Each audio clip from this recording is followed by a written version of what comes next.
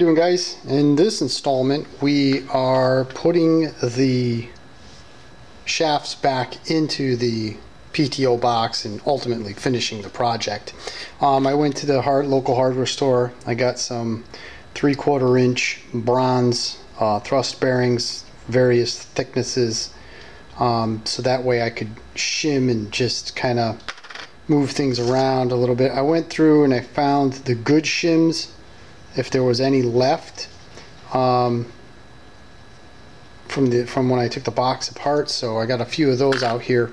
Some of them, they were just out of the camera. Actually, right there, they're rusted and no good, so not going to bother. So how did I do it? Basically, I put the shafts and the gears back in the box, as you can see, and then through trial and error, just putting shims in the onto the shafts and in between the bearings.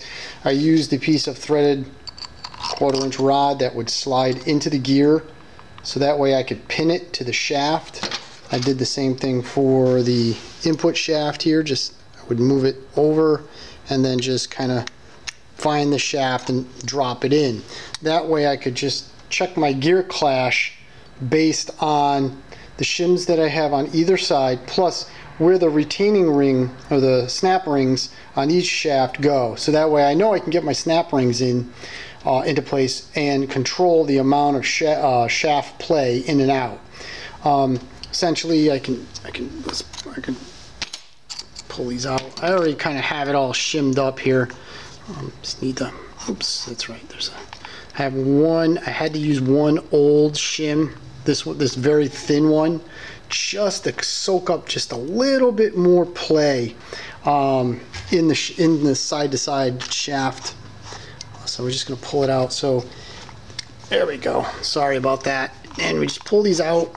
The gear will come sliding out. Here's the amount of brass, or bronze I should say, shimming I had to put on this side. Actually, I had a pretty thick one in there to soak up some of that play. So that goes just on, it actually goes in like this and into the housing against the bearing.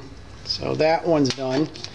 And on this side, just trying to catch them, sorry about my arm, I just have an original thin shim and a fairly thin bronze shim on this side, and here's the snap ring that goes on the inside. So these go in this position, gear, and then on the very end are the other bronze shims. And I just did it by trial and error, back and forth, back and forth. It took me maybe a half an hour, 3/4 of an hour to figure out, you know, the combination. We pull this one off. This gear is your input gear. I did make sure I was mindful keeping this gear and this shaft together. That's the combo that was originally, and then this gear and the other shaft were a combo. Pull this out. And I had two somewhat thin shims of bronze for this shaft. So it's all shimmed. I think it's going to work quite nicely. So what I'm going to do is I'm just going to put the shafts and the shims back in it. I'm actually going to put the retaining clips or the snap rings in place, and then we'll just test the box and make sure that there's no real gear clash and it does spin free.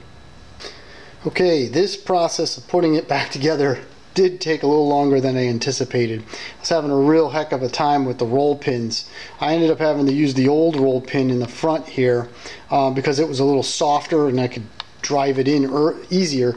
These new roll pins that I got, they're opened up so much that literally I had to beat on it to get it in there, and I was just like, you know what, I'm not doing this anymore.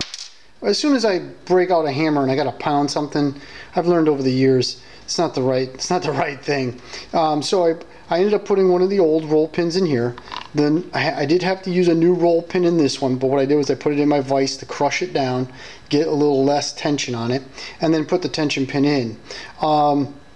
The shims that I had used just visually worked out just fine.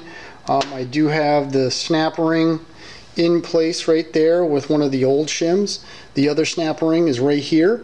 It's in place. And if we recall from the first video in reference to this rebuild, this shaft moved like in and out 1/4 of an inch. we have just a little bit of play. Just a little play. And the same thing with this. This shaft was moving in and out at least 1/8 of an inch, and we have just a little bit of play, just enough. And there's no oil on this, so that's why you're getting a little bit of gear noise, but the gear noise is perfectly even in both directions. There's no binding. Nothing feels as if it's tight. We do the same with this, even though that's the output section. So that's it. This thing's pretty much done. What I'm going to do is, I did get some screws for the lid. Of course, 1/2 inch slot head, old school, right? 3/4 inch stainless slot head. That's all I could find. So I'm going to have to nick them down, and of course I'm going to have to put a little anti-seize on them so they don't gall up the aluminum over the course of time. We have the lid. I am going to cut a small gasket for the lid, even though I'm not going to put oil in it. I am going to put a little grease. I'll just put some finger grease, you know, gear grease on the gears, just so if, you know, you turn it, it's not metal on metal. Alright, so I'm going to do the next step. Let's button her up and let's put her on the tractor. Alright, so what have I done? I've cut a gasket for the cover. I went and got some new screws for it. I ended up getting these Filsner head screws. I know, just before you say anything, I know they're Phillips, they should be slot, but the local hardware store didn't have anything with a slot head. You know, they're all that dual Phillips slot deal, and I think those are ugly as hell. So I just went with some Filsners, just to make it look a little cooler. So I cut the gasket just out of some standard automotive gasket material. As you can tell, just made some guidelines, cut it with a knife, you know, little scissors on the outside, nothing big.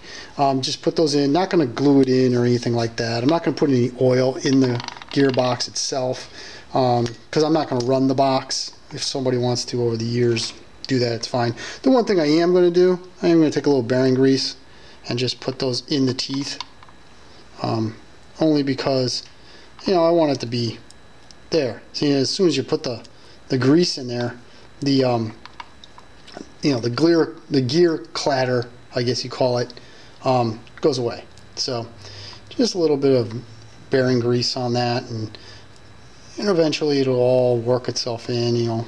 So just put a little bit of that on there, and I'm not gonna go too crazy with it. And there we go. You can see that it's getting oozed out and put on all the gears. And let's put a little bit more on this. Probably getting a little too crazy with it, but oh well, you know, it'll work. All right, so that's that. That's enough grease. The bearings don't need any grease. It's not going to get run. So that's that. So there we go. Just make sure my fingers are fairly clean. We'll give this thing a twist. There you go. Really moves nice and smooth. There's no nothing really with it. So there we go. All right, so that's that. Then we put our gasket cover on there, or the gasket for the cover. I have my Filsner screws with the, I'm actually going to take the screws out, with the lid. Put that right on place. Line it up. Nothing too major here, nothing that I'm sure you guys haven't seen or done in your own lifetime. Nothing big. I'm not going to torque them or anything like that. I'm just going to put them in nice and, you know, I'm just going to snug them down. Just as long as they're not, you know, cross-threaded or anything to that effect. So just put that right in there. Put this right in here. There we go. Grab, oops, sorry. Grab our Phillips head screwdriver. This is the only one that looked a little crooked. There we snug that down. We're going to snug this one down. And we're going to snug this one down. Just give them one good crank. That's all I'm going to do. I'm not going to, like I said, I'm not getting crazy with them. There we go. And there. Good enough. There. Still no binding. Next up is the gears. I got a new keyway. A new key, you should say, and a new set screw.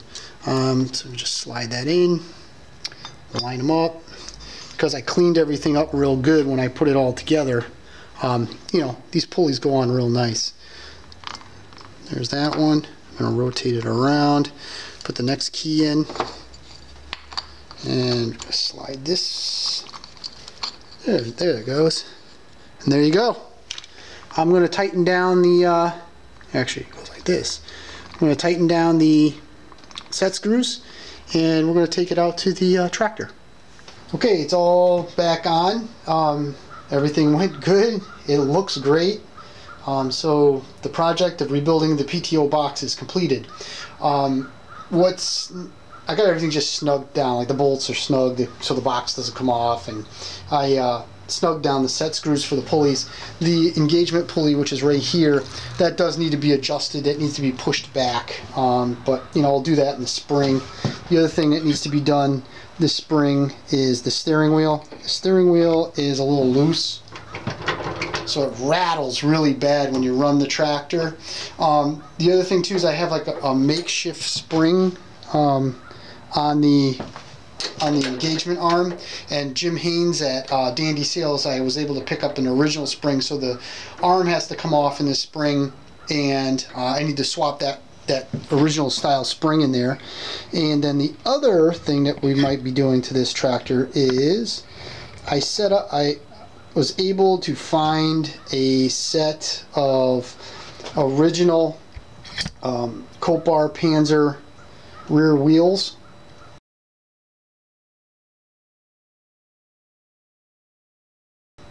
For this tractor, this one right here, so I think I'm going to put a dual wheel kit on it, but that is to come in the spring. With winter coming in, I really don't have the space, nor do I have the ability to really work on this tractor, or any of my tractors for that matter. So that is it for 2015 and the Panzer. We'll pull her out in 2016. We'll be doing some touch-ups on this to get her dialed in perfectly. The spring, the steering wheel, it does leak oil like a sieve out of the oil pan, so we'll probably have to replace the oil pan gasket. And then the dual wheel kit. That's the plan for this thing. Hopefully I'll have time next year to get this one all buttoned up. Alright guys, thanks a lot for watching this series, and we'll talk soon.